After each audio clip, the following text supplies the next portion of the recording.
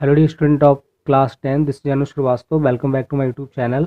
Today I am going to discuss with you question number 26.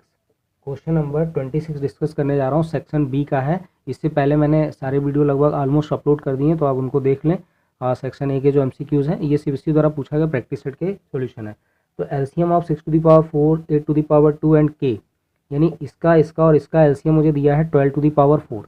मुझे find क्या करना है, स्मॉलेस्ट वैल्यू ऑफ के, यानी के की स्मॉलेस्ट वैल्यू फाइंड करनी है। तो देखिए एलसीएम पहले एक नॉर्मल तरीके से आप एलसीएम कैलकुलेट करो जरा।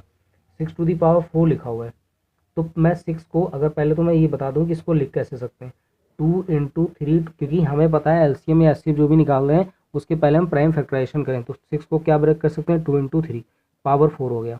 अब देखिए पावर लगी हुई है, तो क्या इसको मैं 2 टू दी पावर 4 और 3 टू दी पावर 4 लिख सकता हूँ। एक्सपोनेंट में आपने पढ़ा होगा a into b to the power m, तो यहाँ से a to the power m हो जाता है, b to the power m, यानी पावर जो डिस्ट्रीब्यूट हो जाती है दोनों पे।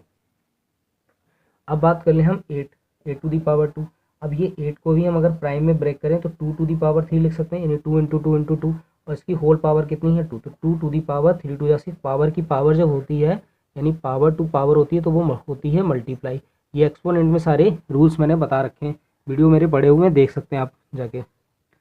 आगे देखिए, अब के की बात कर रहा है यहाँ पे, के मुझे कुछ नहीं पता है क्योंकि के की वैल्यू ही निकालनी है। और उसके बाद उसने कह दिया एलसीएम, वो दे रखा है 12 to the power 12 to the power 4। अब मैं 12 को क्या 2 into 2 into 3 to the power 4 लिख सकता हूँ, बिल्कुल लिख सकता हूँ।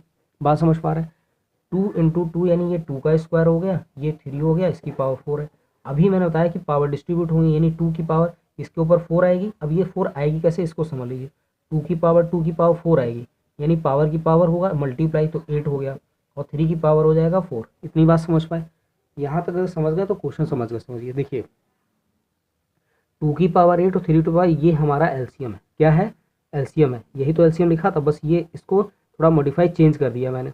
अब देखो एलसीएम निकालने के लिए करते क्या है, पहली जो लाइन होती है, यानी कि जो पहला नंबर यहाँ गिवन होता है उसको हम एज इट डिट्टो उतार लेते हैं। तो मैंने डिट्टो उतारा 2 to the power 4, 3 to the power 4। इतनी बात क्लियर है यहाँ तक। अब दूसरे वाले में देखते हैं कि हमारे पास क्या नहीं है। हमने देखा 2 की पावर 6, तो 2 की पावर 4 तो है, यानी कि 2 की पावर 2 और ले लें तो काम चल जाएगा, यानी कि 2 की पावर 6 हो जाएगा। 3 की पावर 4 था नहीं इसमें। इतनी बात क्लियर हो गई।